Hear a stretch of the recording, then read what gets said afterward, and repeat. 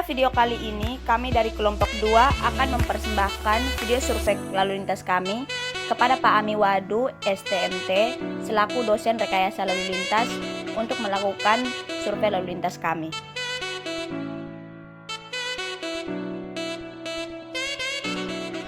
Halo, perkenalkan nama lengkap saya Stella Maris Mulyanti Moa. Halo, perkenalkan nama saya Stephen Yap. Halo, perkenalkan nama lengkap saya Marini Putri Lomi. Halo, nama saya Sufa Adonis.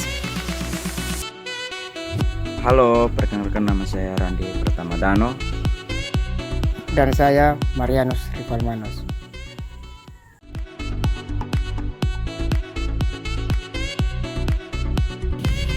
Langkah pertama, kami melakukan pengukuran jalan yang ingin disurvei sepanjang 200 meter menggunakan roll meter.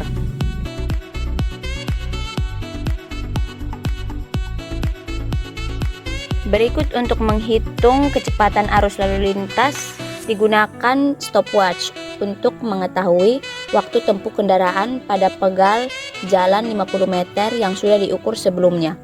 Mengukur kecepatan lalu lintas ini diambil 10 sampel di setiap 15 menitnya.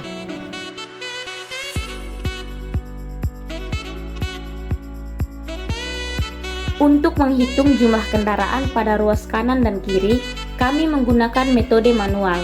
Alat yang digunakan yaitu aplikasi Traffic Counter untuk menghitung jumlah kendaraan secara digital dan menggunakan alat tulis untuk mencatat jumlah kendaraan secara tulisan.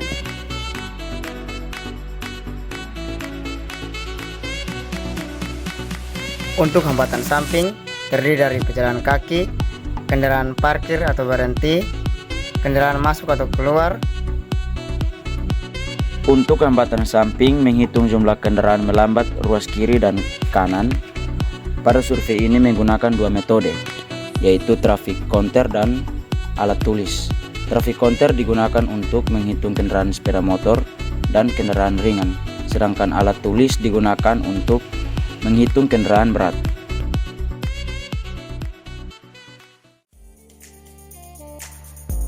Berikut untuk menghitung kecepatan arus lalu lintas digunakan stopwatch untuk mengetahui waktu tempuh kendaraan pada pegal jalan 50 meter yang sudah diukur sebelumnya. Mengukur kecepatan lalu lintas ini diambil 10 sampel di setiap 15 menitnya.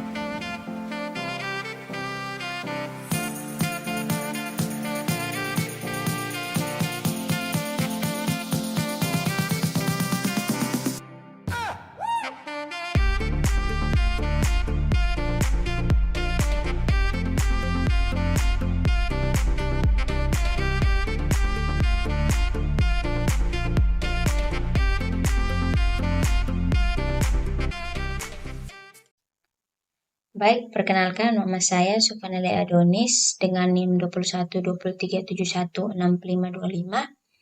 dari kelas 5 PYC.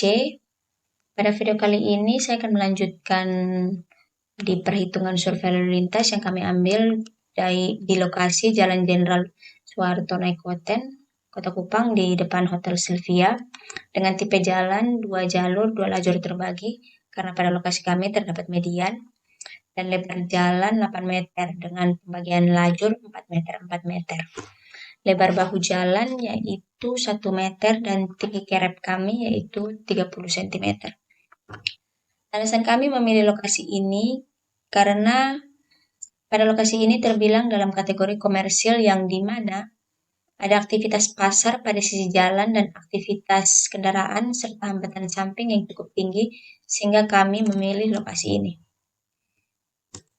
Selanjutnya bisa kita lihat di gambar sketsa potongan melintang yang kami gambar melalui AutoCAD seperti ini. Bisa dilihat yaitu perkerasan jalannya 8 meter dan untuk ini bahu jalan 1 meter dan drainase 1 meter. Lanjut ke tugas-tugas dari kelompok seperti yang bisa dilihat di video sebelumnya sudah dijelaskan ini tugas-tugas dari kelompok kami. Selanjutnya kita lanjut ke arus lalu lintas. Bisa dilihat di sini, ini adalah data mentah di lapangan. Bisa dilihat Untuk mengetahui total kendaraan per 15 menit, karena kami ambilnya dari jam 18.45 hingga 20.45 dengan interval 15 menit, kita bisa ketik dengan menghitungnya dengan cara sama dengan sum, yaitu total semua dari golongan 1 sampai golongan 8. Oke, kita tutup kurung. Setelah itu kita tarik sampai ke bawah untuk menghasilkan hasil yang sama. Hal ini juga dilakukan serupa sama dengan untuk arah kiri dan kanan. Dalam klasifikasi golongan tersebut, jenis kendaraan yang pertama yaitu sepeda motor, dan golongan kedua 2, 3, 4 yaitu kendaraan ringan seperti motor, bemo, pick up, mobil box, atau sedan, jeep. Dan untuk kendaraan berat termasuk dalam golongan 5A hingga 7C seperti bus kecil, bus besar, mobil truk 2 sumbu, mobil truk 3 sumbu, mobil gandengan, dan mobil tempelan. Dan untuk golongan ke-8 itu yaitu kendaraan tidak bermotor seperti becak, sepeda, gerobak, dan lain-lainnya. Setelah kita mengetahui total kendaraan 15 menit interval, kita juga bisa menggunakan dengan cara grafik, yaitu kita tekan insert di sini, kita line, pilih yang di sini, to the line yang bagian line with markers. Setelah itu kita klik kanan di sini, kita select data, add untuk di sini, dan untuk X bagian mendatarnya yang di bagian di bawah sini itu untuk periode waktu. Oke. Dan untuk Y-nya yang untuk ke atas kita ambil total kendaraan per 15 menit. Itu kita edit untuk bagian waktunya. Bisa menunjukkan keterangan di bawah ini ya, seperti ini. Setelah itu kita pindahkan ke sini. Kita pindahkan ke sini. Oke. Ini adalah caranya untuk membuat secara grafik. Dan juga serupa untuk bagian kiri dan kanan. Setelah kita menghitung arus lalu lintas kiri dan kanan, kita lanjut ke hambatan samping. Hambatan samping ini terdiri dari pejalan kaki atau PED, pedestrian. Ini kendaraan parkir atau berhenti, kendaraan masuk keluar, dan kendaraan melambat. Ya, di sini juga sudah ada data mentahnya di lapangan. Setelah itu untuk total KS-nya per 15 menit kita lakukan sama juga seperti melakukan arus lalu lintas, yaitu kita zoom untuk setiap intervalnya. Kita tutup kurung dan kita tarik sampai bawah. Hal serupa juga dilakukan oleh arah kanan. Untuk melakukan grafiknya juga sama seperti cara menghitung arus lalu lintas. Cara menghitung kecepatan. Ya, untuk cara menghitung kecepatan ini di lapangan kita mengambil 10 sampel untuk setiap interval 15 menit. Setelah itu kita ambil dengan stopwatch dengan satuan detik ya. Kita ambil 10 sampel, setelah itu kita masukkan ke Excel. Untuk data mentahnya kita masukkan ke Excel, bisa teman-teman lihat di sini. Ini untuk arah kiri dan kanan. Setelah itu kita mencari nilai rata-rata untuk setiap intervalnya, yaitu kita sama dengan average. Ini cara untuk mencari rata-rata kendaraan, rata-rata kecepatan untuk detik ya.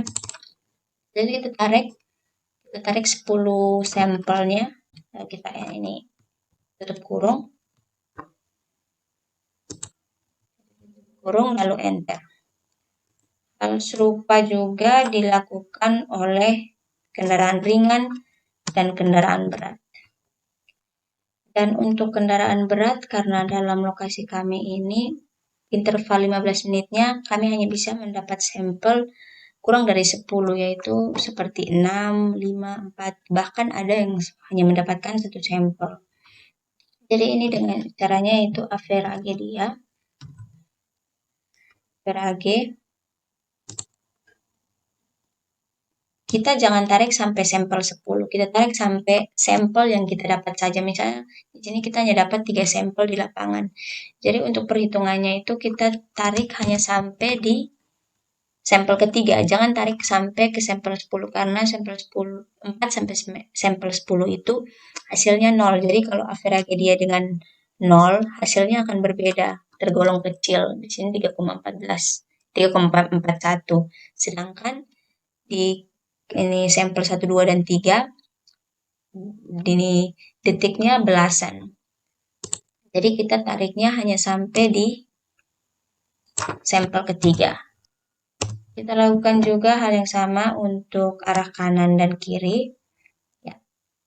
Setelah menghitung kecepatan untuk detiknya, kita lanjut ke cara menghitung ini kecepatan dengan kilometer per jamnya. Yang pertama untuk sepeda motor. Karena untuk kecepatan kita mengambil pegal jalan 50 meter, maka cara menghitung untuk kilometer per jamnya yaitu sama dengan pegal jalan 50 meter dibagi dengan sampel pertama. Sampel pertama detik ya. Detik lalu dikalikan 3.600. Kenapa dikalikan 3.600? Karena dalam 1 jam itu terdapat 3.600 detik. Lalu dibagi 1.000. Oke, kita enter. Jadi untuk detik ke 7,61 dalam penggal 50 meter itu di rata-rata untuk kecepatannya kilometer per jam itu 23,65 km per jam. Setelah itu kita kunci bagian pegalnya dengan es dolar supaya tidak tergeser setelah kita geser ke sampel ke 10. Jadi sampai sampel 10 dan turun ke bawah. Oke, setelah kita melakukan kecepatan untuk kilometer per jam, kita buat tabelnya itu seperti yang ini. Kecepatan kendaraan ringan khusus untuk KR ya. KR dari kilometer per jam. Ya, untuk bagian X-nya yaitu periode waktu dan untuk Y-nya yaitu kecepatan kecepatan kendaraan ringan yaitu kilometer per jam. Di sini bisa dilihat dengan beriringnya waktu, misalnya di sini 18.45, kecepatannya terbilang rendah karena ini pada jam-jam macet. Dan untuk jam berikutnya dia naik dan naik sampai ke jam terakhir. Setelah itu kita masuk yaitu cara untuk menghitung kecepatan meter per second-nya. Untuk meter per second itu caranya yaitu kita sama dengan di sini pegal jalan yaitu 50 meter dibagi dengan detik, kecepatan detiknya yaitu yang di sampel pertama. Enter. Setelah itu lakukan hal yang serupa seperti yang sebelum-sebelumnya. Kita kunci di bagian pegal jalan lalu kita tarik. Lakukan hal serupa juga untuk kendaraan ringan dan kendaraan berat. Oke, setelah itu kita melakukan rata-ratanya. Caranya juga sama seperti yang tadi, average. Oke, lalu kita ambil sampel 1 sampai sampel 10. Enter, tarik ke bawah. Juga bisa kita copy paste juga ke kanan. Sudah. Kiri. Dan untuk kendaraan berat kita tarik sampai 3 saja. Karena sampel yang kami dapat di lapangan hanya sampai 3 sampel. Ada juga yang 6 sampel. Jadi kita sesuaikan ada berapa sampel yang kita dapatkan di lapangan. Ya, untuk tabel fluktuasi seperti bisa kita lihat di sini ada sepeda motor kendaraan ringan dan kendaraan berat. Di sini kami ambil untuk fluktuasi jam puncak, kami ambil 4 interval, yaitu dari 19.15 hingga 20.15. Untuk sepeda motor, kami ambil dari kecepatan kilometer per jam. Dengan rumus yaitu kita sama dengan ambil average, yaitu kita ambil waktu di 19.15 hingga 19.30. Gitu, ini kita ambil rata-ratanya sepeda motor 19 sampai 19.30, oke.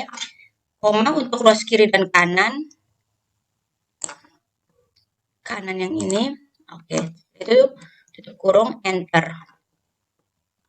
Lalu kita tarik ke bawah.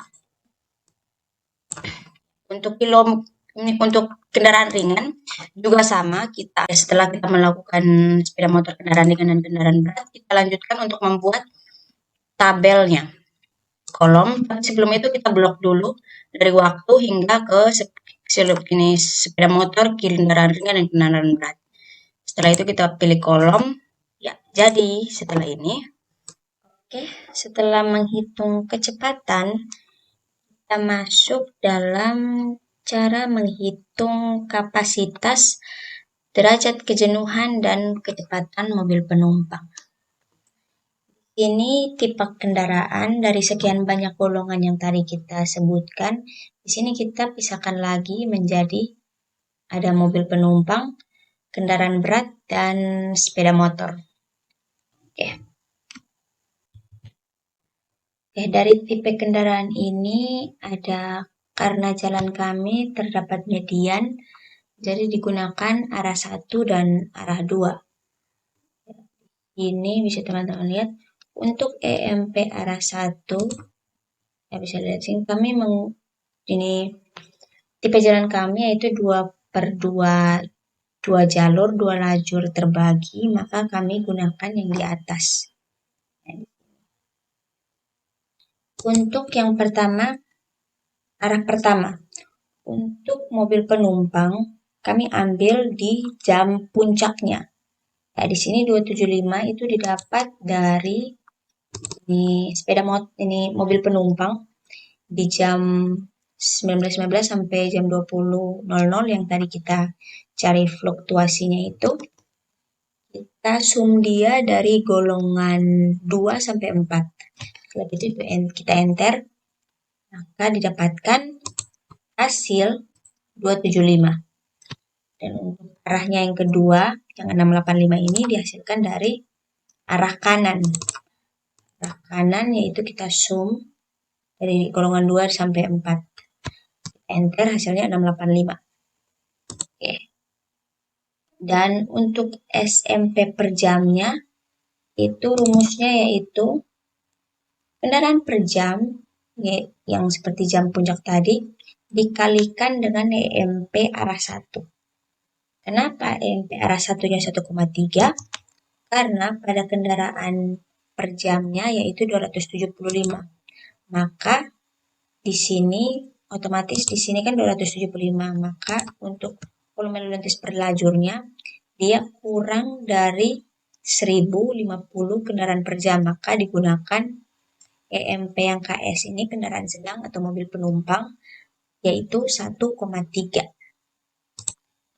Jadi di sini yaitu 275 dikali EMP arah 1 yaitu 1,3.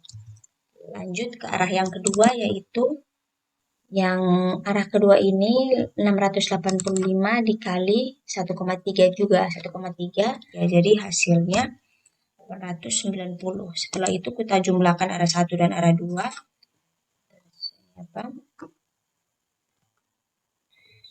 Atau bisa juga pakai tambah. Lanjut ke kendaraan berat. Kendaraan berat di sini kita sum juga sama dari golongan 5A hingga 7C. Kenapa 8 tidak diambil? Karena golongan 8 tidak termaksud dalam kendaraan berat. Dia termaksud dalam kendaraan yang tidak bermotor. Untuk arah kiri hasilnya 19 dan untuk arah kanan hasilnya 16. Kita masukkan ke dalam. Di sini sudah 19.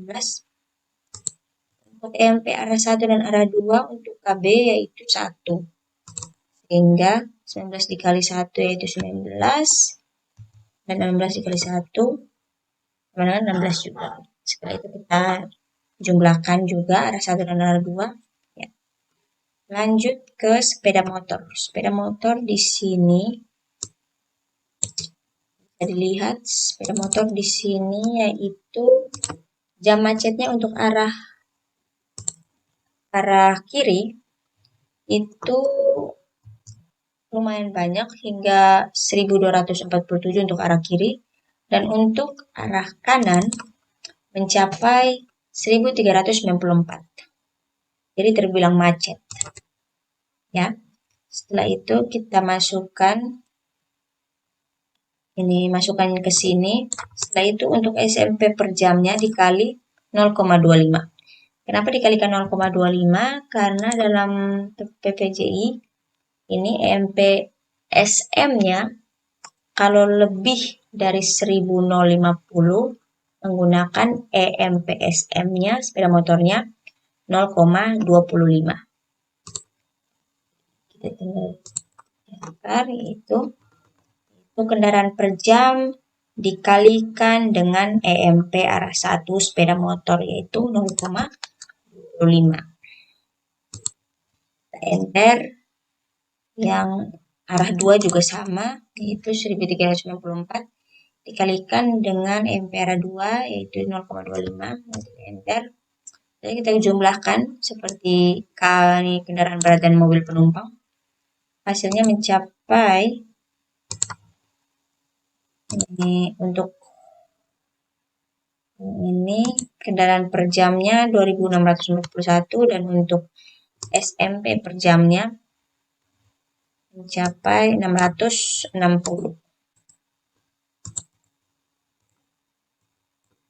Oke. Lanjut ke kitotnya. Untuk kendaraan per jam yang ini kendaraan per jamnya kita total semua ya. Untuk kendaraan per jam kita tambahkan mobil penumpang, kendaraan berat, dan sepeda motor. Lalu kita enter. Sama juga untuk arah kedua, ini yang arah pertama, ini yang arah kedua. Arah kedua juga kita sama. Lanjut ke SMP. SMP juga sama, tapi bedanya di sini kita tambahkan yang SMP per jam. Kalau yang tadi kendaraan per jam, sekarang SMP per jam. SMP per jam ini kita jumlahkan semua untuk SMP per jam yang mobil penumpang, SMP per jam untuk kendaraan berat, dan ini SMP per jam untuk sepeda motor. Lalu kita enter. Sama juga cara kerjanya untuk arah kedua. Setelah itu kita totalkan kendaraan totalnya, yaitu ini kendaraan per jam arah pertama ditambahkan kendaraan per jam arah kedua yang menghasilkan 3.636.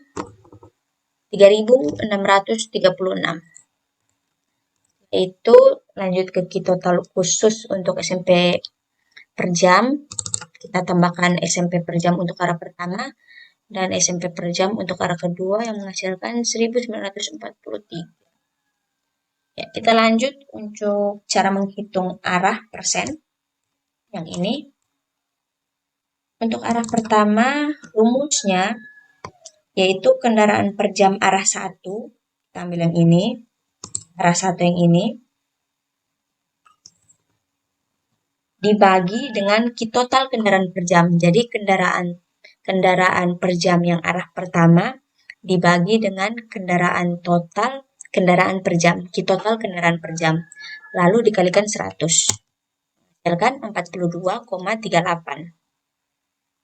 Dan untuk arah kedua, arah persen untuk arah yang kedua, itu kendaraan per jam arah kedua dibagi dengan total kendaraan per jam ini dibagi dengan 100 yang menghasilkan 57,62 atau bisa kita bulatkan menjadi 58 sehingga pemisah arah atau PA ini itu bisa kita lihat di sini untuk PA-nya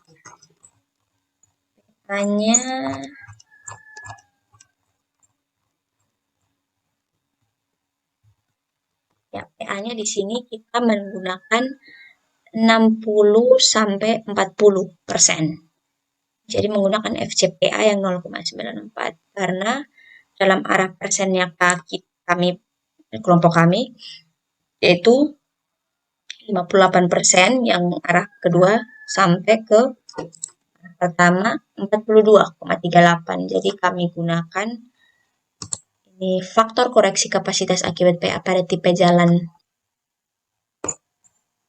terbagi itu ini 60 sampai 40. Oke. Lanjut ke faktor SMP atau FSMP. Di sini cara menghitungnya tinggal kita bagikan saja Q total SMP-nya dibagi dengan Q total kendaraan per jam yang menghasilkan 0,53. Oke, setelah kita menghitung arus lalu lintas Q, kita lanjut ke cara menghitung kelas hambatan samping untuk mengetahui KS-nya tinggi atau sedang untuk kelas hambatan samping. Di sini kan hambatan samping terdiri dari pejalan kaki, parkiran kendaraan atau kendaraan berhenti, kendaraan masuk keluar, dan kendaraan lambat. Di sini bisa dilihat ada bobot masing-masing tipe-tipe untuk kejadian HS-nya, hambatan samping. Di sini bisa dilihat untuk tabel pembobotan hambatan samping. Untuk pejalan kaki bobotnya 0,5, kendaraan yang berhenti 1,1, kendaraan keluar masuk sisi atau lahan samping jalan 0,7, dan arus kendaraan melambat yaitu 0,4, sehingga kita tinggal kalikan frekuensi pejalan kakinya seperti yang kita cakar ini, hitung di sini. Hambatan samping di sini kita jumlahkan untuk arah kiri dan kanan. Jumlahkan tambah ini. Sehingga setelah itu kita masukkan ke dalam sini 290. Lalu kita tinggal kalikan ya, itu 0,5 dikali frekuensi pejalan kakinya 290, hasilnya 145, parkir atau kendaraan berhenti bobotnya 1 dikalikan frekuensi 194, dan kendaraan masuk dan keluar bobotnya 0,7, frekuensinya 132, dan untuk kendaraan melambat bobotnya 0,4 dan frekuensinya 422, sehingga menghasilkan bobotnya yaitu untuk kita sum semua total yaitu 570, sehingga dalam KS-nya itu terbilang tinggi karena 500 bobotnya total untuk hambatan samping yaitu 570, dimana dalam PPJI di sini dalam KS tinggi yaitu jumlah nilai frekuensi kejadian 500 hingga 899 dengan ciri-ciri khusus yaitu daerah komersil yang terdapat ada aktivitas sisi jalan yang tinggi. Ini untuk arah kiri. Kenapa kami menggunakan dua tabel? Kita pakai arah kiri dan kanan karena dalam bukasi kami ini terdapat median, sehingga untuk menghitungnya harus terpisah karena setiap lajurnya itu berbeda.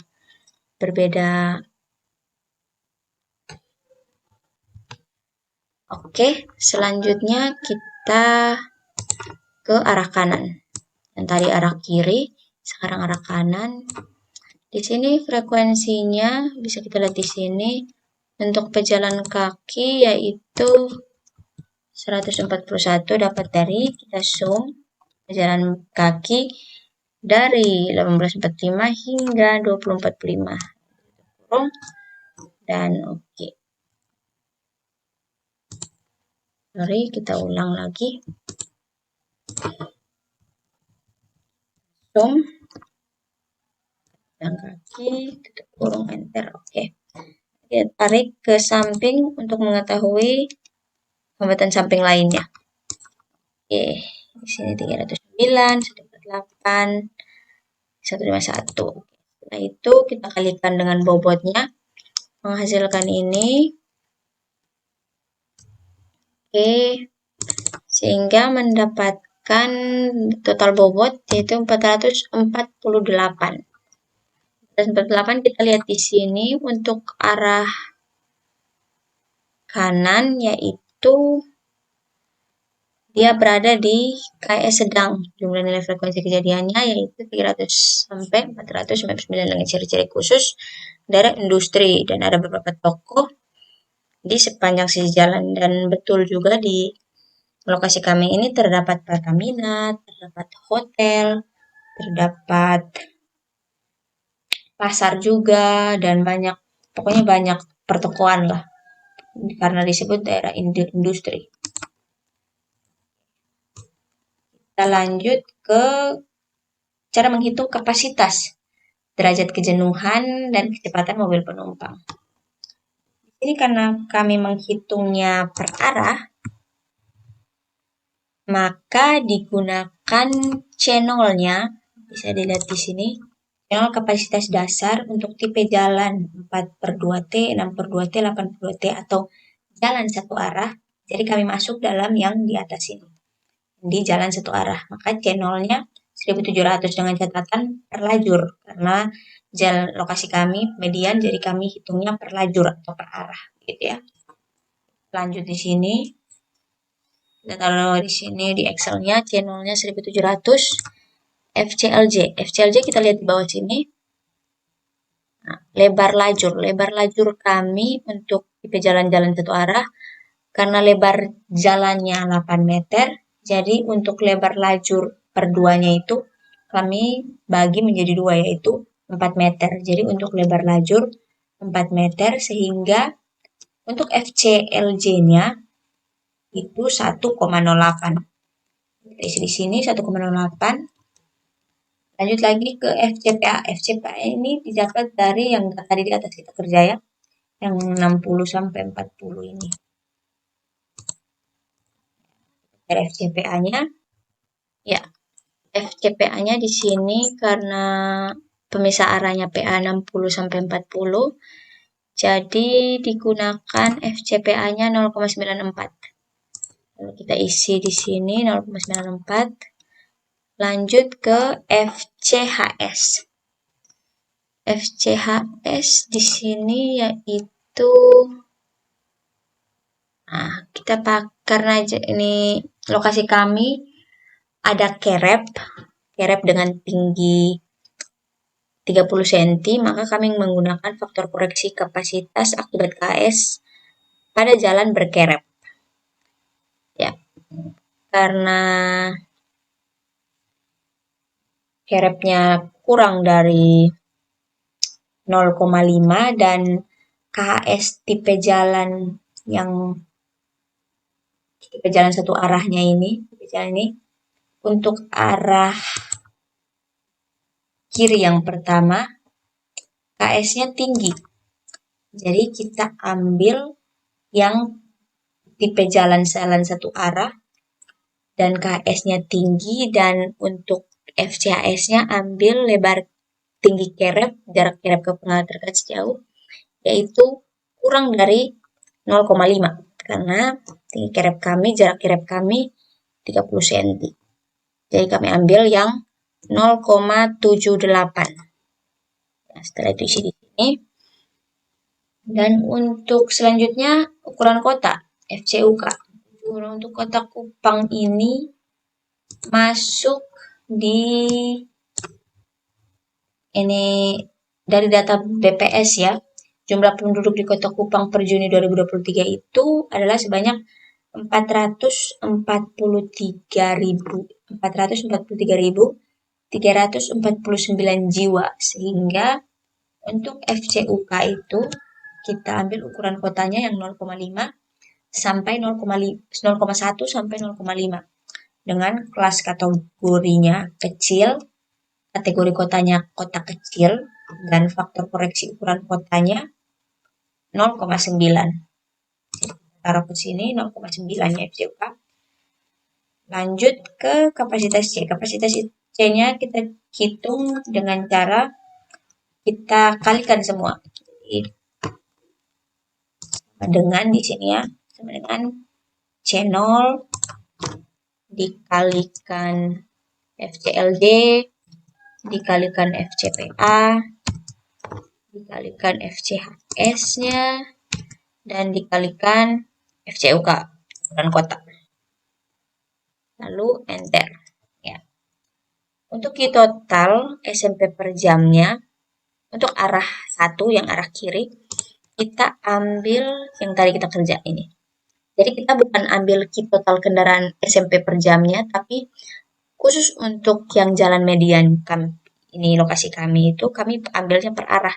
Jadi khusus untuk Q total yang SMP per jam kami ambil Q total dari SMP per jam yang arah pertama.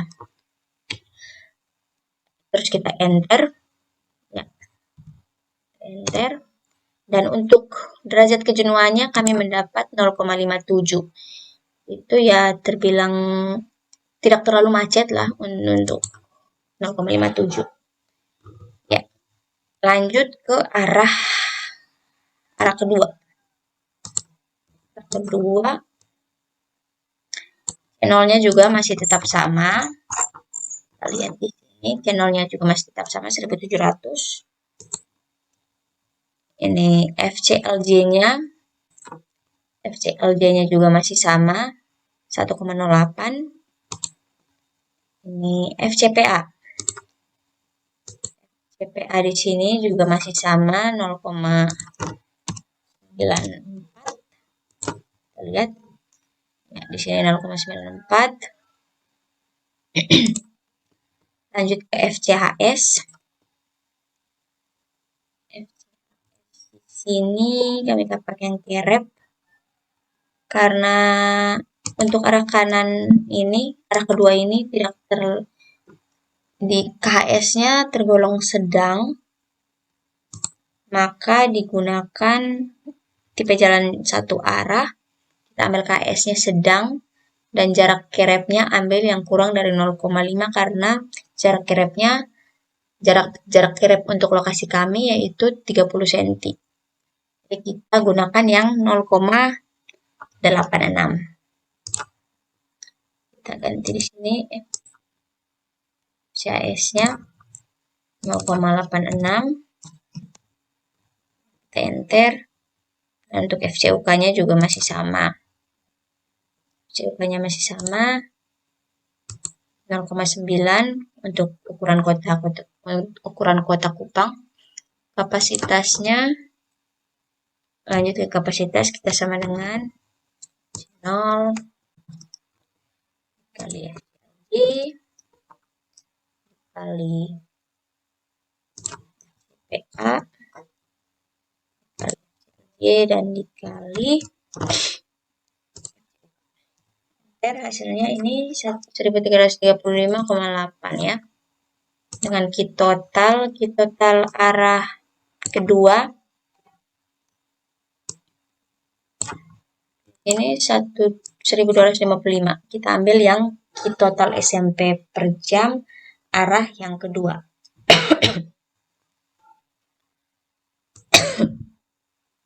Enter dan mendapatkan hasil 0,94.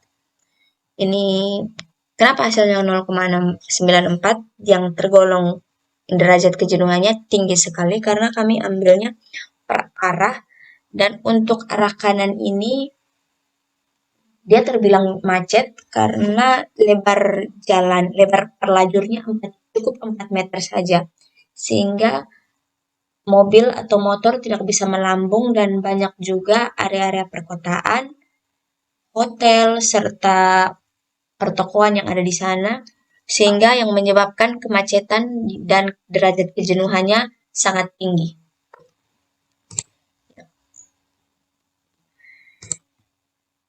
Ya. Selanjutnya saya akan menjelaskan tentang kinerja lalu lintas pada lokasi kami. Kinerja lalu lintas yang kami ambil terbilang stabil. Besar waktu tempuh kendaraan berkisar 40 km per jam. Dan untuk tingkat pelayanan di lokasi kami tergolong pada tingkat pelayanan C. Karena operasi kendaraan mulai dipengaruhi oleh kendaraan lain Dan tingkat pelayanan juga terbilang rendah karena lokasi kemacetan yang kami ambil memiliki lebar yang tergolong sempit yaitu 8 meter dan lebar lajurnya masing-masing arah hanya 4 meter yang mengakibatkan jumlah mobil penumpang, kendaraan sedang ataupun kendaraan besar hanya bisa melewati jalan dengan jumlah 1 seperti yang tadi saya jelaskan tadi. Jadi kita tidak bisa melambung begitu. Dan kurangnya ketertiban yang membuat pengemudi kendaraan bergerak melawan arus lalu lintas di jalur dan lajur yang sama, serta memiliki volume lalu lintas yang cukup besar, jadi membuat kendaraan tidak bisa bergerak. Mungkin ini saja, sekian dari penjelasan saya. Jika ada kesalahan mohon diampuni. Sekian dan terima kasih.